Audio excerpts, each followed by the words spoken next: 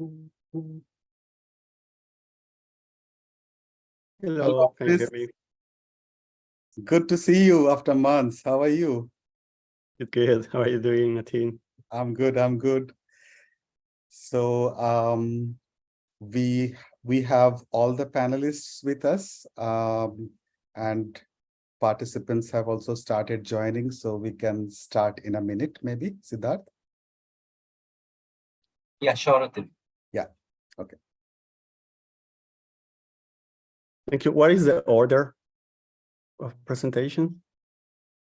The order is It's you first, Andres. you first, then Sirin, and then Mr. Sila. But I'll be making a short 10-minute presentation with the phone. Yeah.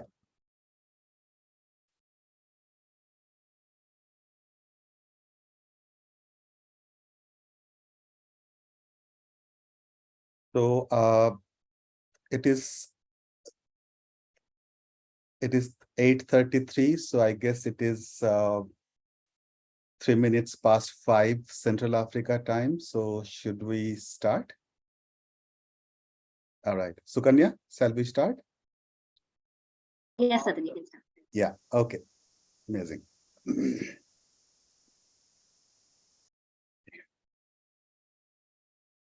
All right. Hello.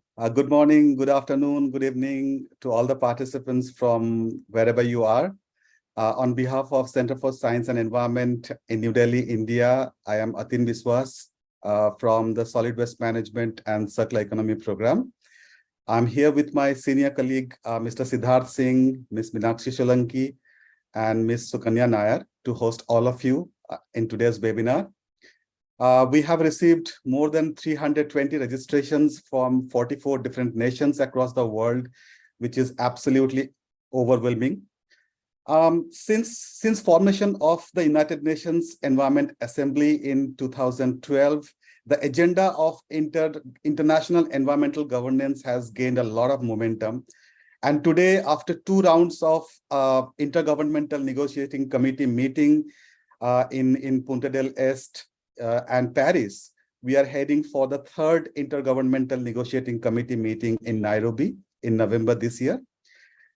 Day before yesterday, the INC Secretariat has released the zero draft of the legally binding global instrument to end plastic pollution, which is going to be at the epicenter of the INC 3 meeting in Nairobi. Now, INC is a very complex ecosystem of geopolitics, and all of us are having expectations to see a strong legally binding instrument emerging from the negotiation to address the problem of global plastic pollution. Therefore, the question at this point is whether the zero draft is fulfilling expectations and what all to expect from the INC 3 in Nairobi. And in today's webinar, we are going to contemplate these issues with a pool of amazing panelists. We shall introduce the panelists to all of you as we invite them to speak. Just for housekeeping, we have tried to structure this webinar in 3 broad sections. To start with, we shall make a very small presentation to set the context. In the second part, we shall invite the panelists to share their perspectives, followed by some targeted questions to the panelists. And we shall try to take few questions from the participants if we have time towards the end of the event. We shall try our best not to overshot the duration of the event, just to respect everyone's time. Let me now stop and invite my colleague, Mr. Siddharth Singh, to set the context. So Siddharth, you have the floor now. Thank you so much, Tim. Let me just share my screen.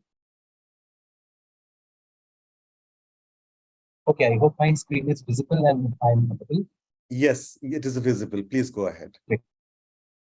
Okay, so my name is Siddharth, and I work with Atin at the Center for Science and Environment in India. Just to give you a very brief introduction to what the discussions around ending plastic pollution have been, how we start, where we are today, who is kind of entitled to take decisions. I'll just run you through a very short presentation before we move on to our panel and listen to what their views are on various topics. So I'm sure if you're following this subject, you've heard about the United Nations Environment Assembly, which is also commonly called as UNEA.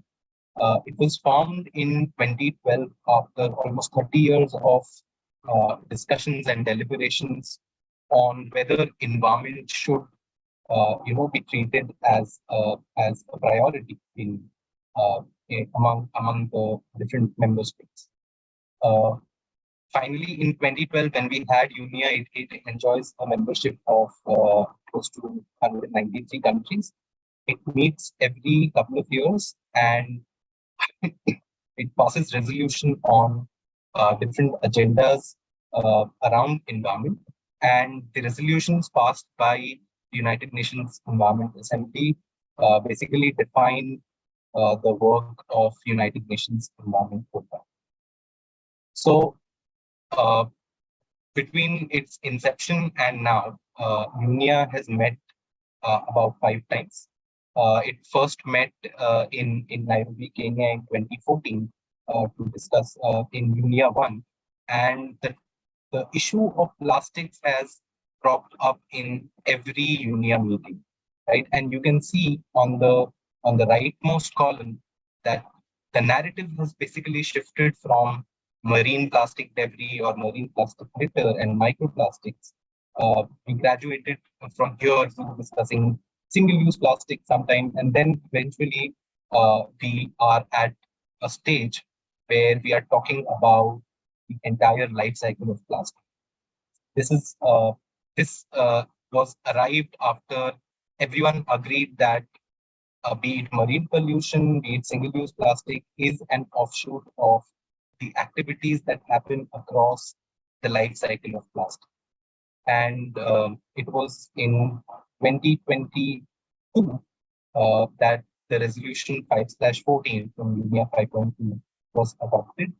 And the resolution 5/14 also mandated formation of an intergovernmental negotiating committee, which basically has members from all the member states of UNEA.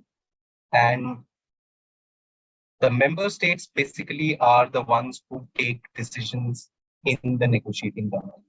So whether a text or what kind of language should be used, whether we should have voluntary measures or obligations to actually move ahead in the negotiation is decided by the member states. The decisions are not taken by UNEP, not by Secretariat, not by civil society organizations. It is strictly a member state-led process. Now, what we need to understand is the INC Secretariat basically engages with governments, it engages with civil society organizations and the scientific community. And over the course of the last couple of years, the INC Secretariat has engaged in depth with the scientific community and has actually a lot of information that have surfaced from these interactions. The first one and the most important one is that plastics is an unsustainable production and consumption. So if you look at this graph from 1950 to 2019, our production of plastics has grown exponentially from about 2 million tons in 1950 to about 460 million tons in the year 2019. And this trend is growing. We can see that year on year, about 20 million tons of plastic keeps getting added to this number. And if we continue on the same trajectory, it is estimated through research that by 2060, we will be producing 3 times this number, that is about 1,400 million tons of plastic. Now, we also need to understand, and there are various countries, various research institutions have different numbers, but if I give you a range, about 40 to 60% of all the plastics that are produced are single-use in nature, which means that they become waste in a matter of minutes, right? But the issue is not that of waste management. We need to understand that plastics is not limited to a waste management problem. It's actually accelerating the triple planetary crisis, which means that plastics are responsible for climate change, they are responsible for biodiversity loss, and they are also responsible for pollution. So it is estimated again through research that about 3.4% of the global emissions happen due to production of plastics. About 10.5% of the global oil demand goes into manufacturing plastics. A lot of biodiversity in oceans and terrestrial land is actually lost due to littering and mismanagement of plastics. When I talk about pollution, about 11 million tons is estimated to be leaking into the oceans. About 31 million tons is mismanaged on land, and 49 million tons is openly burned across the globe, which means that plastics, when mismanaged or even as a material itself, affect all the compartments of the environment. Now, that's not it. If we actually dive deeper, we also understand that plastics also are a human health issue. And that's mostly because of the chemicals that are used to manufacture plastics. So it is now known through research that about 13,000 different chemicals are used to manufacture plastics, which means that a same polymer, let's say a low density polyethylene, can behave like a flexible plastic, but it can also behave like a rigid plastic just because of the kind of additives or the chemicals that are added to manufacture a certain plastic product. So today, the situation is that chemicals of low concern that are identified, it's about roughly about 3,800. We know these chemicals. We have hazard data for about 29% of all the chemicals. And then there are another 3,000 for which may actually be of potential concern. But if you look at the global regulations, they are largely unregulated. And a large chunk, about 6,000 chemicals or 46%, there's no hazard data for these chemicals, which means that how they will interact with biological systems or ecological systems are not really known to us, right? And of the overall 13,000 chemicals that are used by the plastic industry, a mere 1% are regulated through various multilateral agreements that are in force today. So because of these chemicals that are used by the plastic industry, and most of which are not known to us under the pretext of being trade secrets, actually are harming our health. Now, the good news is that we have a zero draft. It was a long road till here, but as a lot of our community members are saying, that the work has just begun. It's not the end of the road, it's just the start of a very long, tiring process. But like Atin mentioned, INC has already met a couple of times. Before the INC meeting, we had an open-ended working group meeting, which was chaired by Mr. Silla, who is with us today. The zero draft will be opened for negotiations in the third meeting of the Intergovernmental Negotiating Committee. There are some key elements in the zero draft which we like, but there are also elements which are kind of red flags, and we will need to understand, how to deal with those issues, and we will dive deeper into these issues as we go to our panel and discuss these issues. So thank you so much for listening to me patiently, and over to you all. Yeah, thank you so much, Siddharth, for setting the context very nicely and briefly.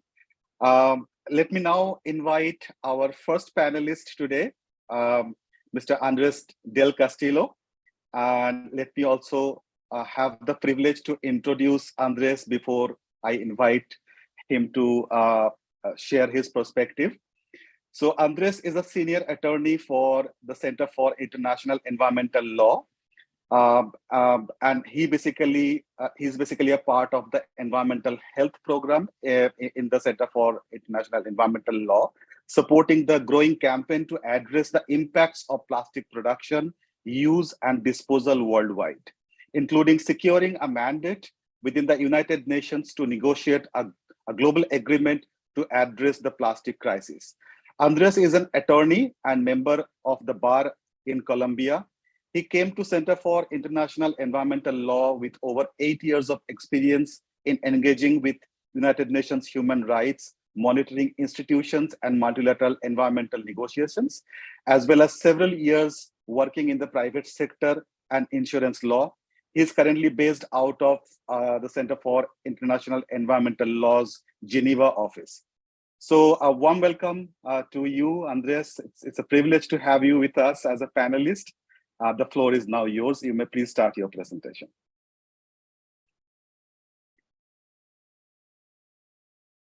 Thank you so much. I hope you can hear me well. And thanks, Atin and Siddharth, and also to the panelists, Sirin and Mr. Sheila. It's a pleasure to be here in this really relevant and timely event. This is what we need when we are, with big news like the release of a zero draft that will be discussed in the coming months. So this is a really good preliminary start, also to help us to digest the density of what you already highlighted, that is a really complex negotiation, as has been all the negotiations since the 70s. If always you will get that excuse that this is a difficult time to negotiate, but that was the case for mainly all of the multilateral environmental agreements. So the right time for that is now and yesterday. And now we're in the middle of a crisis.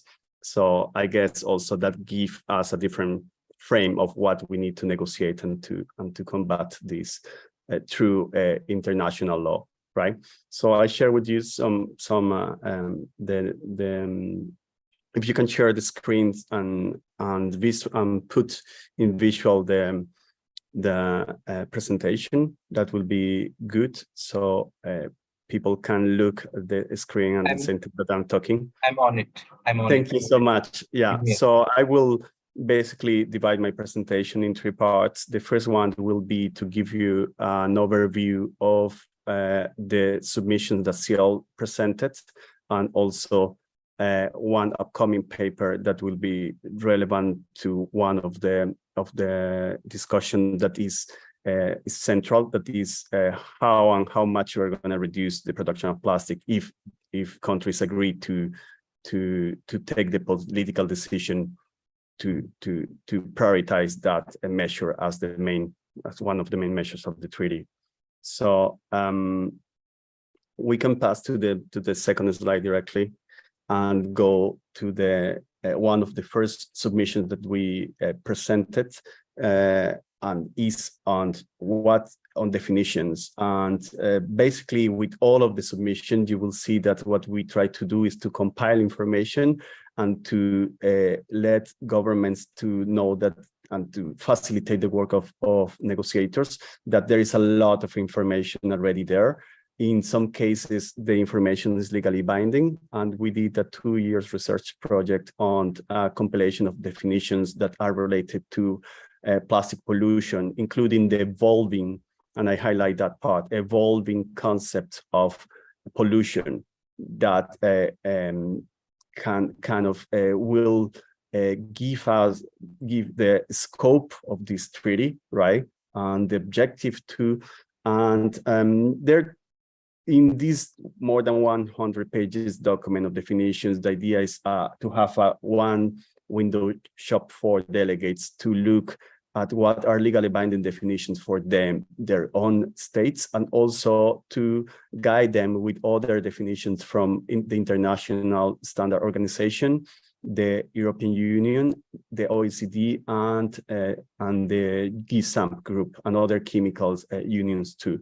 So that is more like a tool that we wanted to present, highlighting that, moreover, the only definitions that on the only kind of time that we can use to dedicate to definitions will be more on what means plastic pollution, already in the frame of the full life cycle of plastics that is in the resolution 5/14 adopted last year. And we think that less words, less brackets in negotiations. So having a simple working definition of plastic pollution can be functional and can allow us to also understand what can be the objective and the scope at the same time, right? Without losing time on trying to identify other aspects that can be relevant once we have concrete obligations. So I will repeat the definition of plastic pollution by the OECD that was put forward with two tremendous reports from last year. That is, broadly, plastic pollution means all emissions and risk resulting from plastic during their production, use, waste management, and leakage. And I think that gives us a lot of elements on what we want to cover under this treaty. That doesn't mean that by recognizing the full life cycle of plastic of different stages, right? On that, we are gonna address all the stages at the same time with the same priority. But that means that we need to address in priority many of them and let the governing body of the plastic treaty to deal with the others with and start then strength approach. So, and finally, there is 3 legally binding definitions on plastics. There are 2 that are functional. There is one that was highlighted by the last guidelines of the Basel Convention on plastic waste. That is the MARPOL definition. But we can pass to the other slide, please. So the same logic applies for the discussion on scope and principles. We highlight some of the principles that need to be reflected in the obligations themselves. Otherwise, will be more an interpretative concept of what or if there is some litigation, principles are helpful. But in general, principles is something that can be included in the preambular part of the treaty. And we highlight and listed, not exhaustively, some principles that are really important to have in mind. And with the scope, we think that we don't need a scope article. And this is a diversion of the negotiation. We need really to focus on what was already heavily discussed at Nairobi last year. That was the resolution with the mandate that says that we need to be based on a comprehensive approach that addresses the full life cycle of plastic. That gives us already the answer of what is the scope of the plastics treaty. Next slide, please. On criteria for chemicals and polymers, and after I will be happy to share with the panelists the presentation, because you have the link directly to the submissions.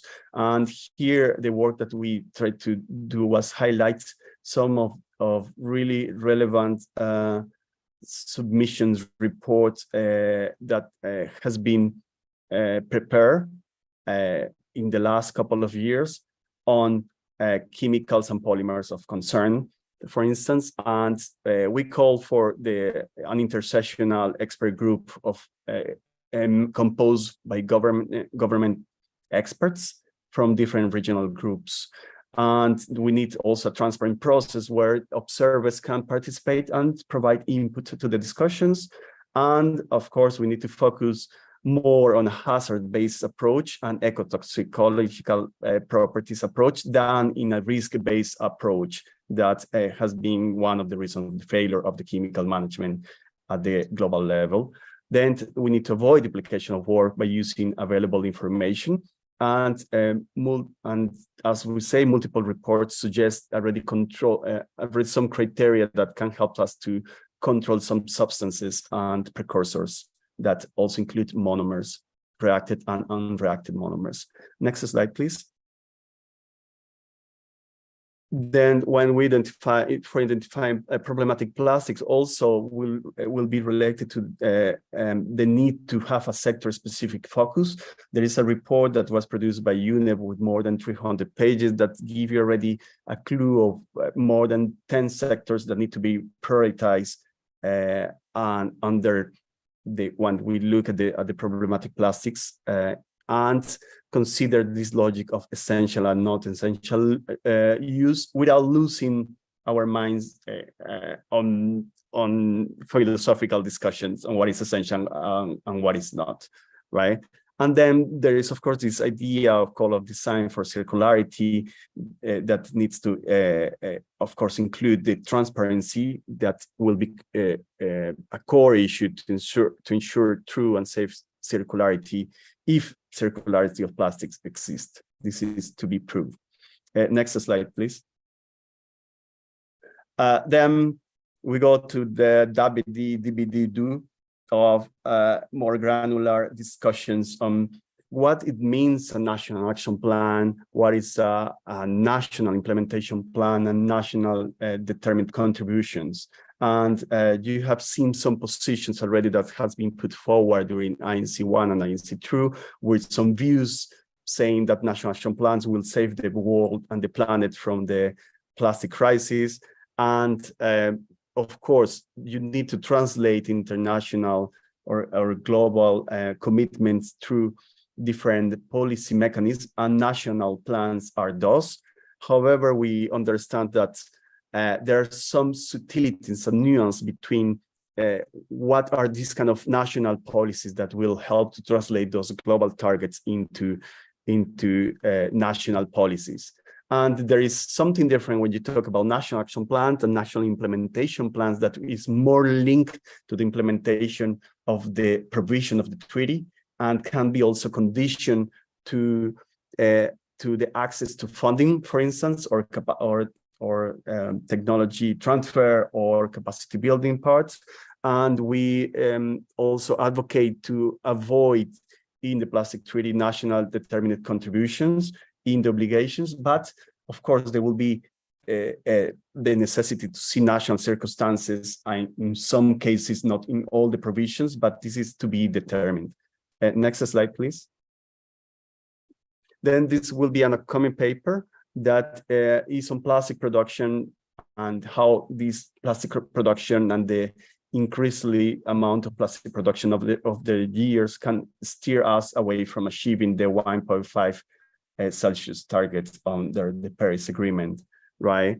And we have seen already data that tells us that production will increase, and with increase in production, there is an increase on greenhouse gas emissions, with some specific calculation that tell us that by 2050, plastic alone will consume as much as 32% of the entire global carbon budget to limit global warming to 1.5 degrees. This is big numbers, and it's important to say that this exacerbates the devastating consequence on the climate crisis, especially for the countries in the global south that are suffering for lack of means for mitigation and for adaptation. And because of this, there will be elevated adaptation costs, and that will intensify the human rights infringements, even we call that violations or abuses. And of course, the expansion of the production of infrastructure, when we talk about steam crackers and polymerization plants, will also produce a look-in on the fossil fuel dependency, worsening the climate impact in the middle long terms in the global south. Next slide, please. Having said that, it's important to notice that within the next 5 years, from now to 2027, the industry analysis projects that more than 1,400 new plants production projects could be potentially begin operations. So already we are seeing this risk of increase the capacity of production in different countries, and that will directly affect the greenhouse gas emissions and the consequences that we are already living through. So we need to limit that, and we're going to put some a paper that explain what will be the levels of production need to be in agreement with the 1.5 degrees. Next slide, please. Then we're going to pass to something more procedural, but I think that it's important to say that, and I will say that before talking about the zero draft, because if I talk about the zero draft first, all the attention will go to the zero draft and not to this part that is equally important, that is what will be the timeline for negotiations during the INC3. And this is something that is reflected in a proposal put forward by the chair of the INC this week in a document called the scenario notes. That is how the president foresee the negotiations. Of course, many questions remain debatable, and discussion will happen on that. But this is just a proposal how the chair foresee. And we first new thing to show is that we are changing a dynamic of 5 days negotiation to a dynamic of more than 9 days, including the regional meetings on Sunday, right? This tell us that we need more time to negotiation, but also that we don't have time to waste. This goes in both directions. So we are, the chair said that on Saturday, the 11th, there will be a preparatory meeting that will discuss elements that were not discussed during INC2, like principles and scope of the instrument and the intersectional work that need to be also set between INC3 and INC4, and INC4 to INC5.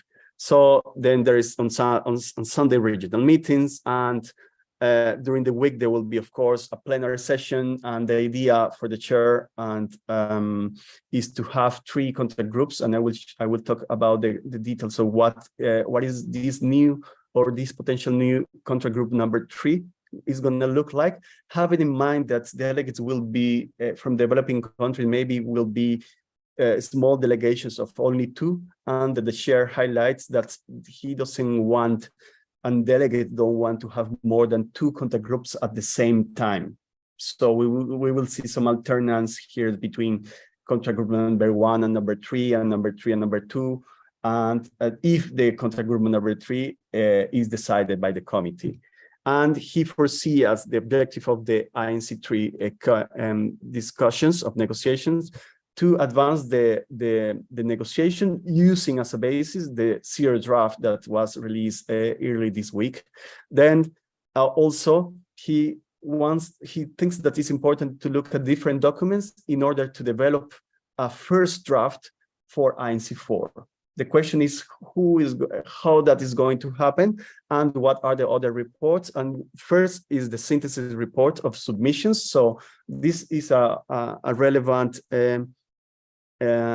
also a webinar, because we are 1 week ahead of the deadline for country submissions, and it's important for countries to say what they want to say in the way that is captured in the synthesis report that will be produced by UNEP, because that will be somehow blended with the zero draft, either at the first day of the preparatory meeting or either across during the week. But the idea is that yes, the submissions will matter for that reason. There is value in the submissions, and then in the preparatory meeting there will be a summary that will be produced by the co-facilitators that also will inform the new draft too. So this is just to give you the kind of the information how it's important to maintain focus on what countries need to focus in the next months, what will be the prioritization of intersectional work, and also what are the possible outcomes from INC3, right? Will be a mandate to prepare a first draft and to pass to this zero draft that contains elements from the option paper from INC2 and contains some elements of discussion of INC1, but is not yet the final text. Next slide, please. then you are familiar with contact group 1 and contact group 2, but in case you are not, the contact group 1 deals mainly with the objective and with the core obligations and control measures of the potential of the future plastic treaty, and the contact group 2 deals with measures that want to address the implementation of the instruments like means of implementations, and finance, technology transfer, capacity building, and also the structure and of the instrument itself, what will be kind of the different governing bodies for the instruments. And then there is a new proposal of a contact group 3 that will try to review possible elements that were not included in or discussed during the INC2, and that are in part 1, 5, and 6 of the zero draft that we're gonna see after, because you probably are not familiar with the documents as all of us with this long document. Then see how the contact group 3 can start identifying what are these kind of intersectional work that will be required between INC4 and INC5. So this is the idea of this contact group number 3. I hope is clear. Next slide. Then we are here, finally, to a first ever zero draft that materialized discussion, and it's a pivotal document between discussions to actually negotiation of text, if we get there. And this is a collage of different images that shows the mood of the northern hemisphere summer, that also, it was not only hot, but we had many catastrophes. For instance, in Marathon, one of the biggest refinery in the US, there was a big fire with evacuation orders in the last weeks, and we are really concerned that this will be how the future will look like. So next slide, please. So this is this. I'm not going to go in deep to the zero draft because we haven't had the time to do the legal analysis that require a zero draft. That is a difficult document to read. You can read it like a report, like from page 1 to page 32. You need to read it in concordance with what is what is in the final provisions, and it's a complex document to read also because it's heavy, the content is heavy, and there are different options, but you can see already some of the parts that are there with some placeholders sometimes. The preamble, when you see it, the objective, definition, principle, scope, then the part 2 that I will dedicate a little bit more soon, then a part 3 on financing, a capacity building, a part 4 on national plans. The chair decided to let open the idea of either will be national implementation plans or national action plans. It only mentioned national plans, at least in the title. And then the question of implementation and compliance, reporting on progress, and the periodic assessment. Then you have part 5 on governing with many placeholders on what will be the governing body, the subsidiary bodies, and the secretariat, and part 5 with final provisions. And then you have some annexes that are listed and are linked to the content of the obligations themselves, right? Next slide, please. And this is kind of the last slide with the key message. First, as I said, this is a pivotal document. We're passing from discussion to negotiation. The mood is different. Here, we expect from countries to come with positions and proposals on how to improve this zero draft. And we consider that it's a very strong basis for starting the negotiation, this document, and that a wide range of options and views are reflected in the document. So you can not only see high ambition views there, you can see also other diverse ambitions that are levels of ambitions or views how to tackle the plastic crisis in the text. Is not complete as all the documents is not perfect, but this is the idea of a negotiation, right? To pass from positions to conceptions to concepts. And this is the moment where we are starting to crystallize those conceptions. Next slide, please. Sorry, we can, this one. I did just, when you compare something, you can compare a zero draft with other zero draft, right? And you can see how robust is this zero draft by the, it's a long document with many options. It doesn't have brackets, sorry. What means is that it's to countries to decide what to put in brackets or not. It only have options. So, and you see, when you compare also, you can compare the potential option per element structure. That was the document, the gravitational document for INC2, and the zero draft.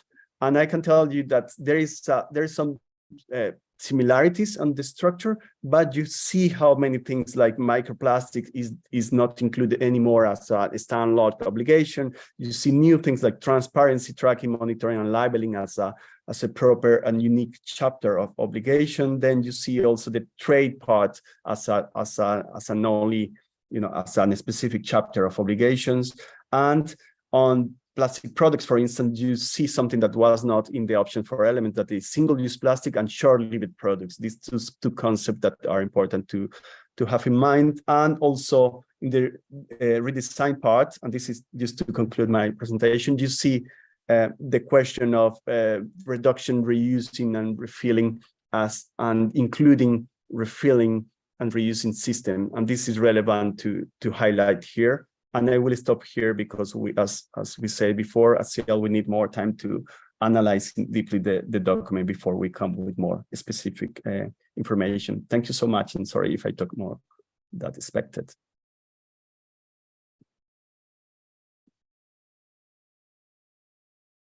Thank you so much, Andres. It was a very interesting presentation, and hopefully we will engage more on how to interpret. But moving on to our next panelist for today, let me introduce Serene before I hand over to her to kind of talk about her presentation. So Serene is working with the Global Alliance for Incineration Alternatives. She joined Gaia in 2018 as a consultant, working on United Nations Environment Assembly and the Basel Convention, before joining the team in 2022. Previously, prior to joining Gaia, she investigated political conflicts and human rights violations in Middle East and North Africa by the International Crisis Group and Amnesty International. She holds a master's degree from the University of Cambridge and the School of Oriental and African Studies, and she is based out of Berkeley, California. Over to you, Serene. Looking forward to your presentation. Thank you, Siddharth. Thank you, Atin, and thank you to the CSE team. I'm very honored to be here today, sharing this event together with Andres del Castillo and our esteemed Sheikh Silla, and the many members of the audience who are practitioners, officials, and advocates to help better protect our environment from the hazards of plastics. I'm just going to share my presentation. Please bear with me. All right, and bring it back to the start. There we go. Thank you. So perhaps before I start off, a little word about Gaia, the organization that I represent. We are a global network of over 1,000 organizations that have been working over the past 20 years for a just zero waste world. Here you can see our Africa members and staff at the INC2 in Paris. And we do work on global policy, such as on the Plastics Treaty and under the Basel Convention, but we also work at the regional level across all 5 continents, targeting specific institutions when they exist, such as the EU. We also work at the national level to further advance national policy and legislation on zero waste, on reuse, to regulate single-use plastics, to limit pollution from waste management. And we also work a lot at the local level in partnership with city officials, as well as the informal waste sector. And some of the principles that guide our work are an acknowledgement of the power of global synergies, but at the same time of decentralized solutions that respect local specificities, local communities and their wisdom, as well as a commitment towards environmental justice and preserving just levels for our planetary boundaries. And this is something I'll be coming back to. And we're also founding members of the Break Free from Plastic movement.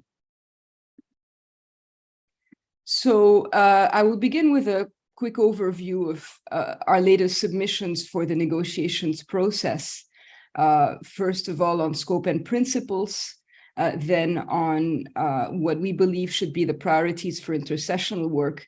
And finally, I will dip into some aspects of substance, of course, without repeating the very valuable contributions that Andres just made. So perhaps beginning with scope, we really believe that UNEA Resolution 514 has already established this scope, and it's important to recognize that and be faithful to that while perhaps providing some clarification. So here you can see on the slide a table that clarifies the forms of plastic pollution and the life cycle phases that would fall within the scope as already defined in this resolution, which means all plastics and associated pollution with no exceptions. For example, bio-based plastics fall within the scope of plastics to be regulated. They are not some form of alternative that should be increased outside of the context of regulation of the treaty or promoted without attention to any pollution impacts and life cycle impacts.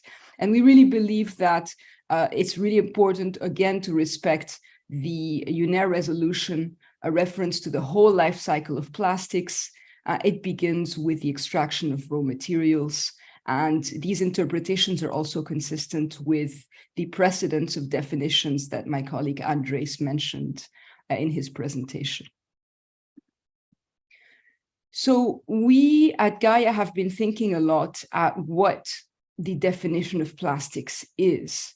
And we had a previous publication proposing this clarification here of, what do we mean when we say all plastics? So we at Gaia believe that it's really important to define all plastic products, materials, and polymers, acknowledging that products are products that are made wholly or partly from plastic materials. So that includes components of products. And the materials themselves are, of course, the polymers as well as the additives, including fillers, right? So we might have some composite materials such as fiberboard. Fiberboard, we commonly think about the wood content, but the wood is bound together with a plastic glue. And that is, of course, a big part of the hazards associated with, for example, fiberboard and fires and the environmental and health impacts. And then, as you see here, we go into a little bit more detail. What are plastic polymers? How are they made, etc., to really clarify the whole scope of coverage here, given also the amount of course, to be expected marketing from different industry actors who are promoting what they present as alternative plastics, but for us, things that are clearly plastic polymers that remain within the remit of this treaty. And here again, a little table just to clarify, what makes a plastic polymer plastic and distinguishes it from a natural polymer. And you can see here that the really important part is not where the feedstock comes from, because we do have semi-synthetic polymers that are plastics and that are bio-based, but the extent to which we have an intervention by humans to modify this polymer to the extent that it no longer behaves the way it would in nature. The biodegradation is a clear aspect there that would, for example, distinguish the cellulose acetate that you have in cigarette filters from the cellulose that we have at the natural state in plants, for example. So now moving from scope to principles, first of all, let me preface this by saying that at Gaia, having looked at the zero draft, for example, we don't necessarily believe that we need in the treaty text a dedicated article on principles, but that principles are important insofar as they are translated into practice in the control measures. So we do want to reiterate here both the Rio principles that are already in the UNEA resolution, and you can see them listed here. I'll highlight, perhaps echoing Andres's presentation, the importance of transparency and access to information, the importance of the no harm rule, and that comes up as well in plastic waste trade, something that a lot of you will be familiar with from your work, the importance of the precautionary principle and the polluter pays principle, for example. But we also think that it is important for the treaty to perhaps expand on those Rio principles to also consider human rights. And this is human rights in the present, but also across future generations, so intergenerational equity. To also consider the principle of prevention, which is, of course, at the root of the waste hierarchy, but not only the classical waste hierarchy, but the zero waste hierarchy that we at Gaia have been promoting for a number of years. And the difference here is that, as you see, the zero waste hierarchy really identifies not only the order in which waste management operations should go, but it goes all the way up to design. It really covers the whole life cycle. And it also identifies which of the disposal and recovery operations are harmful for the environment and should be unacceptable. So in that way, the zero waste hierarchy is uniquely adapted to addressing the full life cycle of plastics and also taking into consideration the environmental impacts, not just the order of priority, right? Because it's all well to say, if I burn, for example, if I burn in an incinerator a plastic waste that is not recyclable, in theory, it follows the conventional waste hierarchy, but we all know that there are toxic emissions, carbon emissions, and hazardous ash that result from these operations. And so in the zero waste hierarchy, that would be unacceptable. This is an interesting visualization of how plastics affect planetary boundaries. Earlier on, André spoke about the evolving concept of pollution, and indeed, a lot of the instruments that we commonly think about in terms of plastic pollution, like the Basel Convention, have a focus on hazardous waste, on toxic pollution. But actually, plastics across their life cycle have a variety of impacts on other aspects of the environment that we don't think about as much. These include the climate, of course, but they also include biodiversity, they also include water resources, and they also include changes to land, etc. And as you can see here in this graphic by Villarrubia et al. From last year, these interactions are complex and multiple. And so it's really important for us that this plastics treaty not only think about pollution impacts in terms of toxics and microplastics, but that it really considers all our planetary boundaries, because we are truly in a state of crisis, of environmental crisis, with implications for human health, but not only. I'll move on briefly to the priorities that we think should be made during the intersessional work phases probably following INC3, although of course member states are at liberty of beginning earlier, and some are doing so. We believe that work should prioritize the approach of prevention at the top of the life cycle, so work to look at a freeze and phase down of plastic production to sustainable levels. And there are many aspects here to consider, from targets and schedules to what would be the baseline year. Would a moratorium on additional plastic production capacity have any role? How removing subsidies could help, etc. Whether a global plastic tax would be helpful in that context. The second priority is, of course, out of all these plastics, if we agree that we need to reduce production to sustainable levels, how do we deal with that reduction that is needed? Well, we could take plastic products and materials by groups, as well as chemicals and polymers by groups, based on criteria that are relating to their risks or to their features, in order to ease regulation. Because of course, if we try to do individual product by product or chemical by chemical, we will still be trying to think about how to regulate this 20 years down the line. So the approach by groups is really important for us. Thirdly, it's important for us to highlight the importance of thinking about the alternatives to most of the plastics that we're using in terms of systemic shift, rather than replacing a single-use plastic with a single-use, for example, paper or aluminium product. And so sustainable alternative systems are our priority, such as reuse. And of course, in some applications, single use may still be needed. But what's really important for us, again, coming back to the planetary boundaries, is that that is our criterion, respecting our planetary boundaries, ensuring that they're at just levels, and protecting human rights. And then based on that, we can see the budget for material use that we have, and within that, which systems make sense for us, for our well-being as humans, as societies, and for our planet.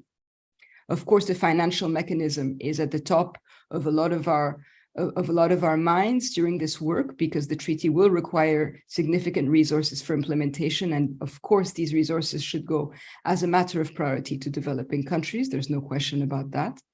And finally, the scientific and technical subsidiary bodies will be very important to deliver an effective treaty. And it's really our priority at Gaia that these bodies are free from conflicts of interest. Now, we also made a submission with a number of technical resources to assist negotiators, a number of tables to try to represent what I was speaking about. So, for example, how could we group plastic products in order to more easily regulate them? How could we group chemicals? What would be some criteria that we could use to assess sustainability, both of plastics that would remain in production and of any alternative systems or materials? And we also have a number of definitions there. Again, the more exhaustive resource being that of our colleagues at CIEL, but we have focused on a number of definitions that are probably going to come up in discussions at INC3 as well. And I won't spend too long on this, since Andres presented gave you a foretaste of the upcoming CIEL paper on reducing production. But we really believe that even though not all countries are plastic producers, reducing plastic production to sustainable levels is a priority for all of us, because the production phase of the plastics life cycle is the one that has the most pollution impacts and health impacts that are borne by us all. And not only because of their threats to the climate, even though that is a significant aspect.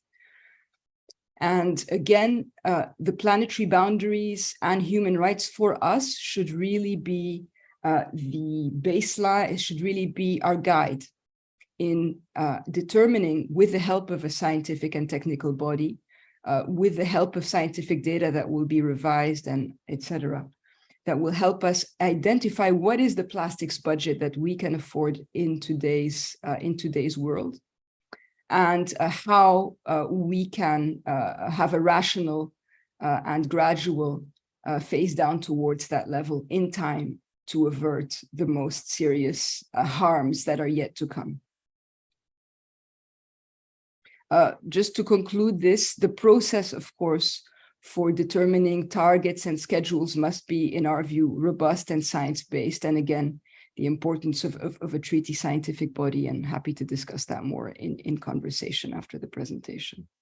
But finally, just to conclude on that part, I think the production controls are for us perhaps what makes it the most clear that the obligations under the treaty must be global and cannot be nationally determined. As you know from the climate negotiations, when we don't have globally binding targets, and when national contributions are up to each country rather than globally mandated, we have absolutely no guarantee that we will pull our weight and actually achieve the targets that we have set up for ourselves.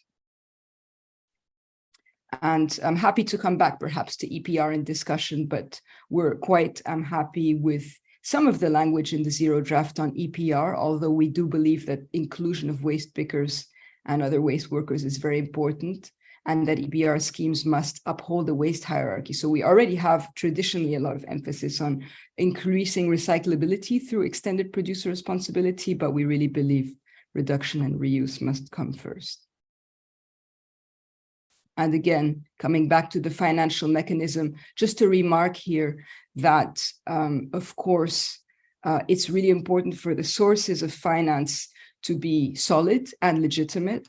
And we have heard some discussion of plastic credits and offsets, which are actually a license to pollute. We believe the concept is fraudulent and corrupted, And we would be happy to further discuss why later on. But essentially, even though, of course, any source of finance is interesting, especially in a context where we are resource starved, plastic credits are actually increasing the plastic problem at the moment and should not be considered as a legitimate source of finance for any aspect of implementing this treaty. Thank you. It's just a summary of what I presented. And again, looking forward to discussing. Thank you. Yeah, thank you so much, Serene. It was really very insightful, and you practically helped us to kind of understand the nuances of the zero draft and kind of helped the participant to read between the lines, which is very, very important in order to understand things in perspective. Let me now have the privilege to introduce Mr. Ndiaye Sheikh Sila. Honorable Mr. Sila is the former Director of Ministerial Cabinet for Environment and Sustainable Development in the government of Senegal. Mr. Sila, as environmental engineer with over 40 years of experience in the domain, was at the Prime Minister's office as environmental technical advisor before he held the post of Director of Ministerial Cabinet at the Environment and Sustainable Development, Senegal. Prior to this, he had also held the post of Director of the Environment and Classified Establishment, a position that led him to be Senegal's climate focal point, leading the climate negotiations and participating in sustainable development issues and negotiations since 1992. He has chaired the Open-Ended Working Group, or the OEWG, in Dakar, Senegal, as the Director of Cabinet of the Ministry of Environment and Sustainable Development, and also presents Senegal in the Bureau of Intergovernmental Negotiating Committee on Plastic Pollution. So it's an honor to have you, Mr. Sila, with us as a panelist. I'm sure you have a lot to share. I have a very small question which you may also consider while you deliberate on the agenda. So we have found that out of the 54 countries in the African region, only 8 are currently featuring in the high emission coalition. However, African Union had made a submission on behalf of all the 54 member states. So as a member of the Bureau representing the African states, how hard is it to ensure the demands of all the African states unanimously agreed upon during the negotiation, especially since the region has oil-rich countries such as Nigeria and Gabon. So again, I welcome you on board, Mr. Sila. So the floor is now yours. Thank you very much, Atlin, and good morning, good afternoon, good evening for in eastern part of the world. And thank you also to all the panelists facilitating me live, because intervening very efficiently, Andreas, Sedat, Rachel, Nafsky. And just for the African group, it's not very difficult because, okay, Africa is very diversified country. You have some oil producer, you have some polymer producer, you have some more of the LDCs in the world are from Africa, like 2/3 of LDCs. And this diversification not prevent us to sit together and to have some discussion on the way forward with regard our submission. And as we want to speak in one voice, we avoid to have multiple submission. Otherwise, we cannot speak in one voice, and we don't have a very strong voice. And it's why today is our last deadline for the submission on not we have discussed in the INC 3, no, in the INC 2, and what additional also element we want to have in the inter-sessional, and today is our last. I will come back to some insight from Senegal. I don't want to disclose what Africa is doing, but at least I can touch upon some element submitted by Senegal in this large African submission. And to come back to this zero draft, hopefully we have it. We have to congratulate the secretary, because it's not very easy to collect all the idea and put them together. And we see that in the first part, we have only the objective that we already have, and the other are in the placeholder.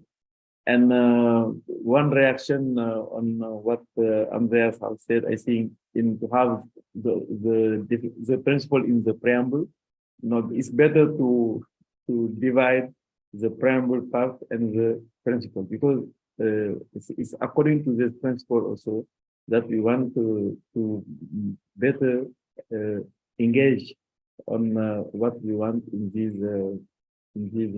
agreement. Disregard the other parts. The second part, the part 2 of this zero draft, is too long and too technical.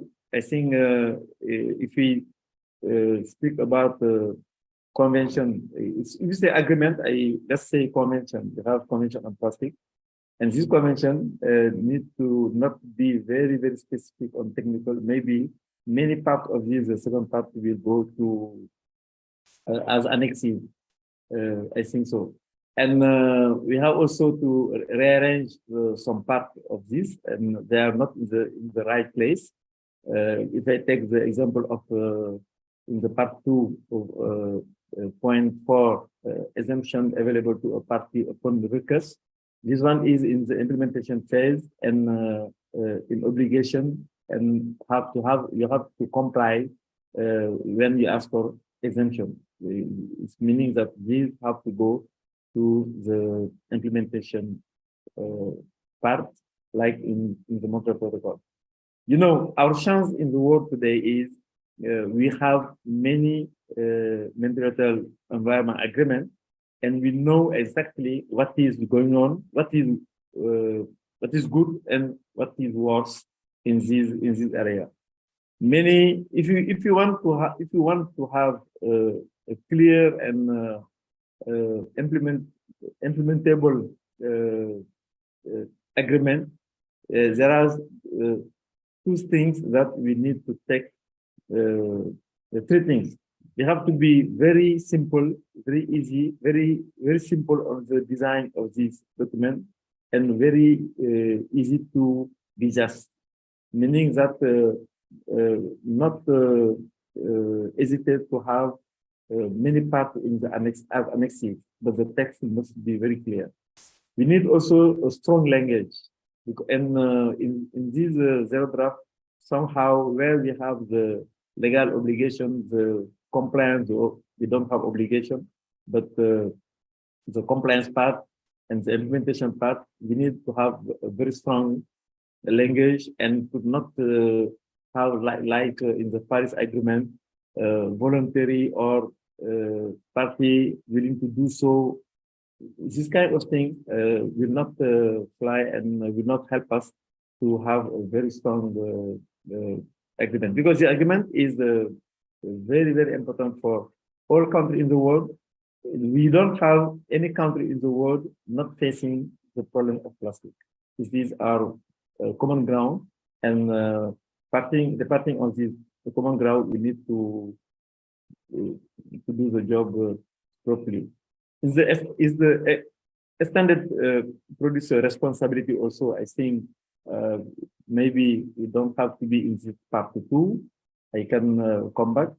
The transboundary movement of plastic waste, maybe we need to link it to the Basel Convention, and even the Basel Convention for me is not very effective, and we don't, in the country ground, you don't feel like this convention is working well. The just transition we refer in point 12 of this zero draft looks like we are in the climate, in the language of climate. And as the climate faced many difficulties, especially the Paris Agreement, it's better to not use this Paris language, this climate language, just transition or NDC. In fact, just transition is just the institutional arrangement this country have to put in place to sort out to implement the convention.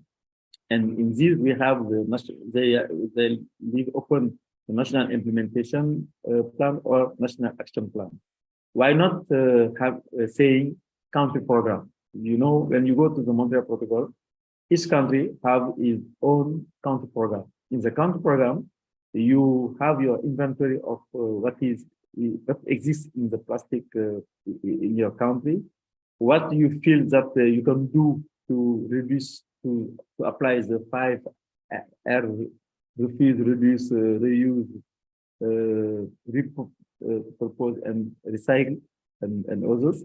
And what is the mean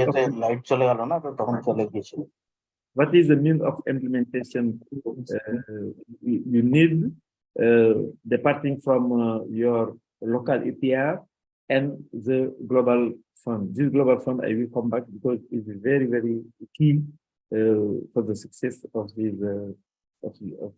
instrument. The second thing is here. Okay, let's come to this financing. In the part we call it financing, and if you go to the financing part, shall party provides the necessary resource for national activities. Okay, intended is like the Paris Agreement. And such resources may include domestic, international funding. You know, if we want to divert ourselves and to not have predictable and adequate funding, we will face some difficulty. And somebody says that there is no problem about financial mechanism to developing countries. This one is very is very challenging. You know, when in this treaty, when we want to fund all developing countries, like in the CBDR, in the Rio Principle, we will face some difficulties because we have to categorize the country even in the G77. Otherwise, we cannot understand, or it will be very difficult for developed countries to agree to put some funding for all developing countries. Even you have oil producer, you are polymer producer, and you have competition with them, and you have a very high economic performance. This one we need to be very intelligent and to see how to handle this. Otherwise, we will not have a dedicated fund, and those countries like LDCs, SIDS, and many African countries will face the difficulty. It's not only African country, in Asia and in Latin America also we have such kind of country. We face the difficulty to finalize this convention and to implement it. That's why this financial part, we need to have very strong language, very clear. And for our submission, we delete the option. Our only option we have is provision of predictable, sustainable, adequate, accessible, and timely financial resources when established to support the implementation of the instrument.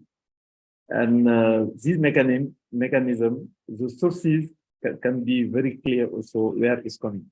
When we link these sources to the EPR and saying that each country have to contribute with your EPR, or to ask the private sector to fund this, the private sector are not the one signing and ratifying this common agreement.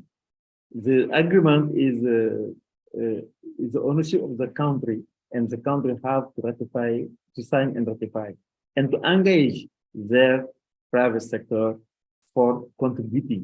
But at the end of the day, if you are not in compliance, it's the country, the developed country or any other country not in compliance with regard the contribution in the fund. We don't have to take care of the private sector, because when we engage the private sector, it's only their willingness and if they are volunteer to contribute. And we need some predictable, sustainable, adequate, and accessible, and timely funding.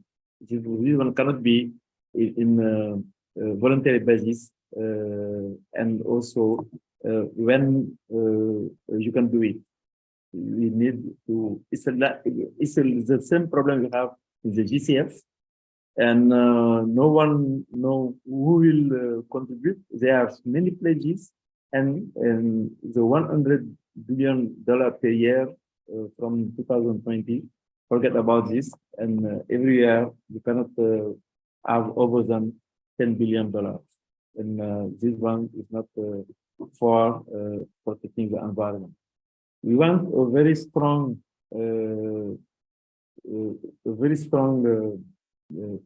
agreement, and on this, in the compliance part, we need to be very specific and to have some obligation. And we don't have also developed very well the reporting part.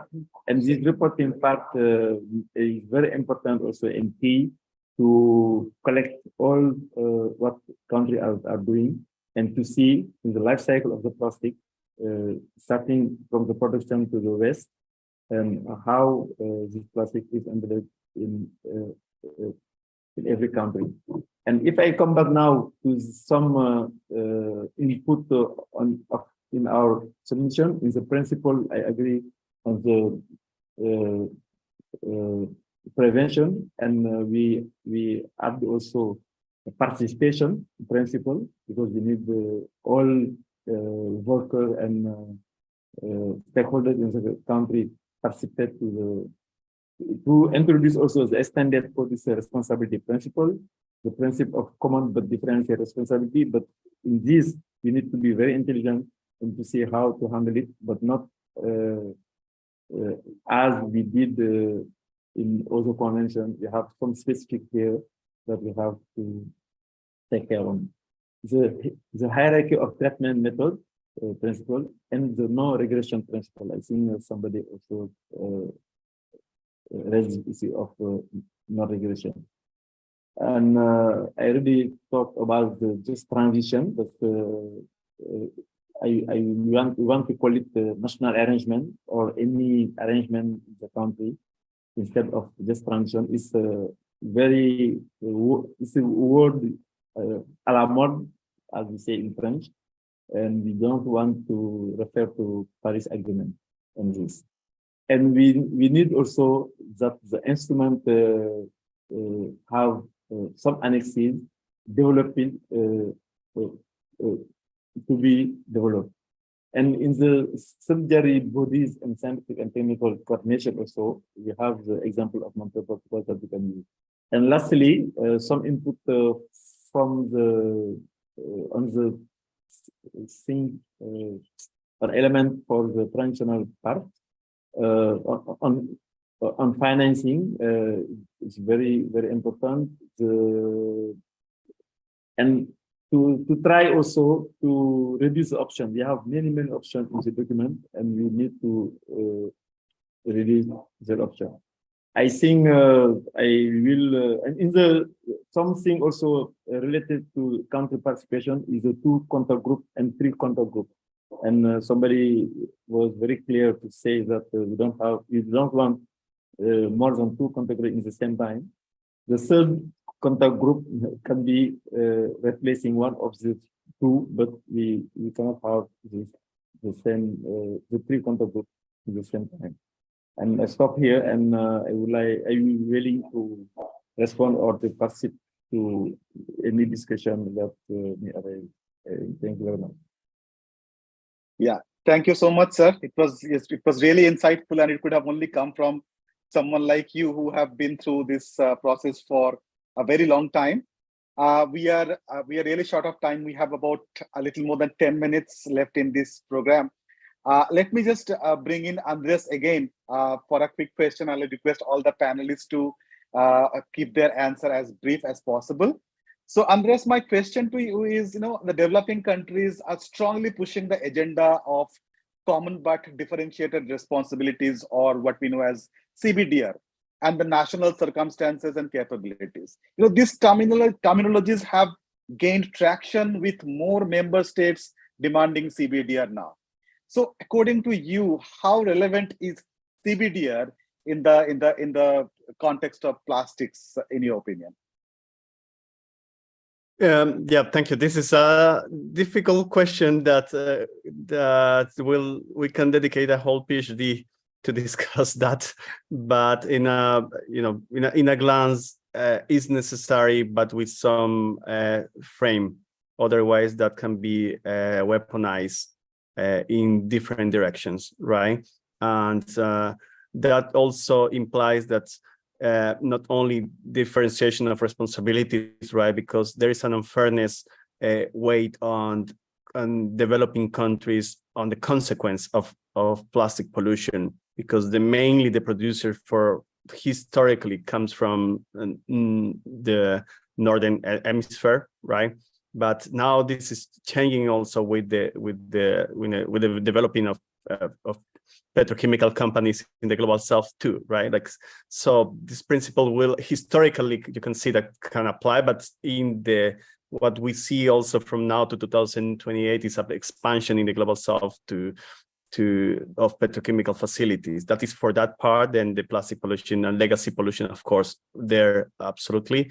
But this is, as was saying Mr. Sheila, needs to be concretized, this principle, and emphasize and on the compliance part, and supporting the countries to comply with the instrument and with the financial mechanism. And you have seen how the Global South has been also leader in other areas like SciComm on innovative finance and how to find the petrochemicals, or those that produce the basic chemicals or precursors to respond for what they are putting into the market, right? So this also is an opportunity in a way, but the question is who is going to receive that?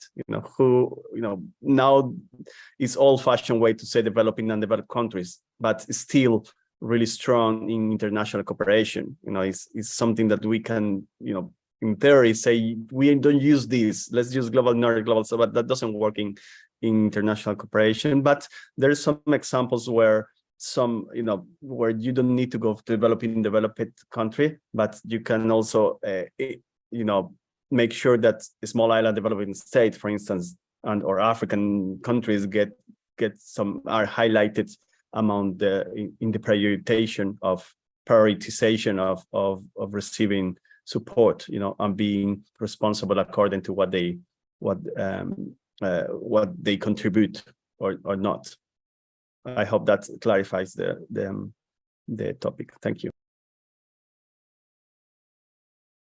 So my next question is for Sirine. I've seen that Gaia has been extremely active and fundamentally against the practice of waste burning, even if it is in controlled systems. However, during the negotiations in INC2, we saw that even the High Ambition Coalition showed some amount of disinterest in moving away from incineration-based technologies as a way of, ending plastic pollution. So what is your reaction to that? Because we are actually looking at HAC as, one of the frontrunners and who are actually demanding a very strong treaty. And also, if you could just throw some light on the chemical recycling technology. Thank you, Siddharth.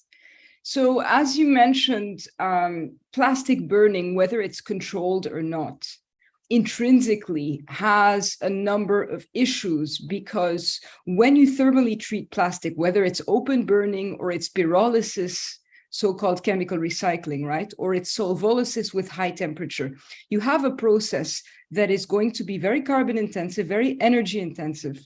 You have a process that's going to generate a lot of toxics, whether it's because we're using solvents or because we're burning plastics and we are creating dioxins and furans and we're emitting air pollution.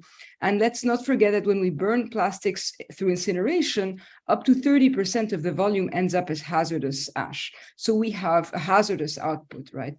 And actually, this waste management phase, when we're talking about incineration, pyrolysis, any thermal treatment, including chemical recycling, it's the second most pollution intensive phase of the life cycle after production, right? So for us, it's really important that this treaty addresses it, because although the Basel Convention has in its mandate waste management and it has a number of technical guidelines, it hasn't provided clear criteria for a government to say, this incinerator that Japan wants to sell me, it looks like it might fit within what I need to protect my environment, to protect my public health, or it won't, right? We have general language on environmentally sound management. We don't have quantitative criteria. We believe, looking at the trends, waste incineration has been a technology pioneered by Scandinavian countries. Today, they are moving away from incineration. Today, they are closing down incinerators. They're phasing it out. They're thinking more and more about reuse, about refill, about repair. They're rethinking the whole use of materials in their economy.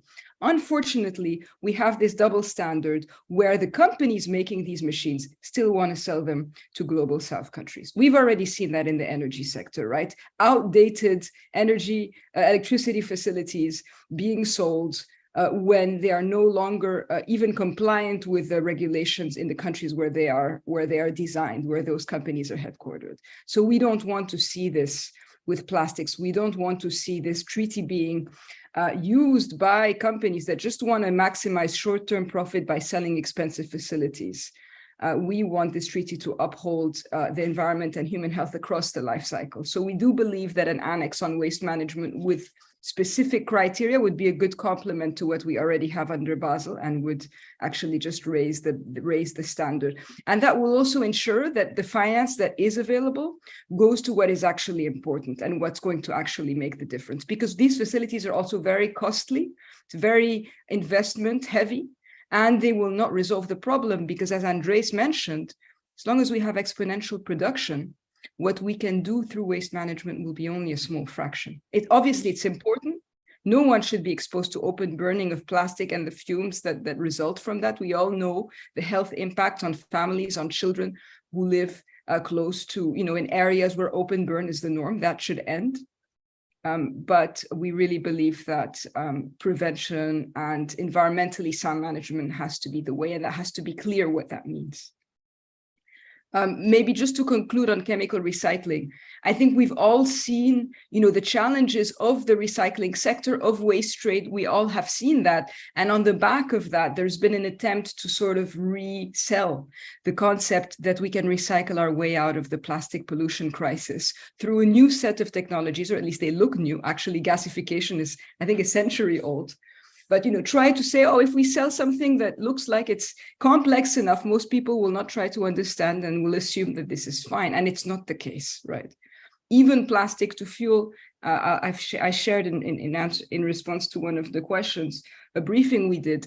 Fuel has specifications. You cannot use a dioxin-heavy pyrolysis oil to operate a vehicle. You're just going to increase air pollution and resulting health impacts.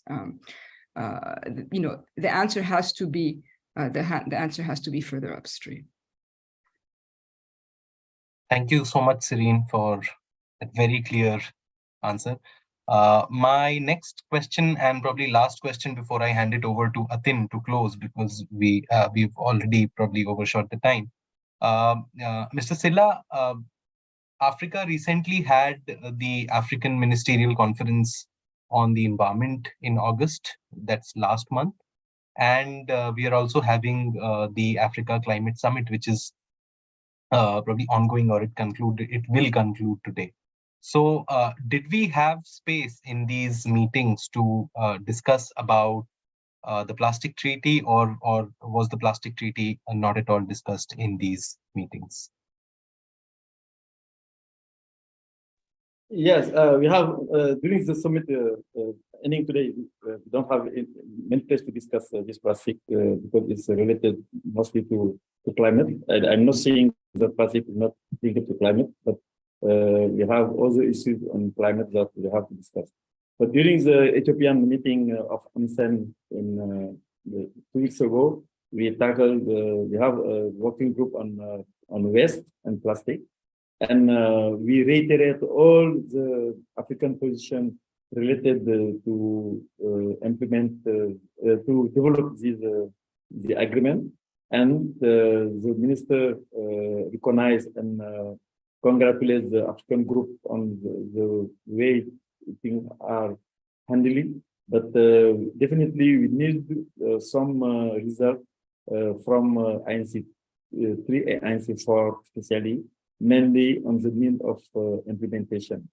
For the core obligation also, we need the very, very strong language to raise the legally binding aspect of the agreement. And for the next answer meeting, we report back, and we hope that we will be very good enough and in line with what African is putting in the table.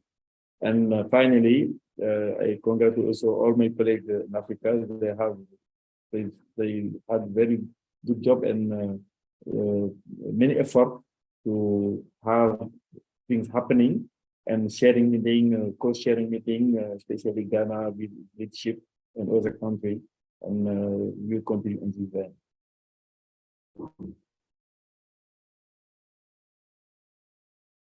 Thank you so much, sir.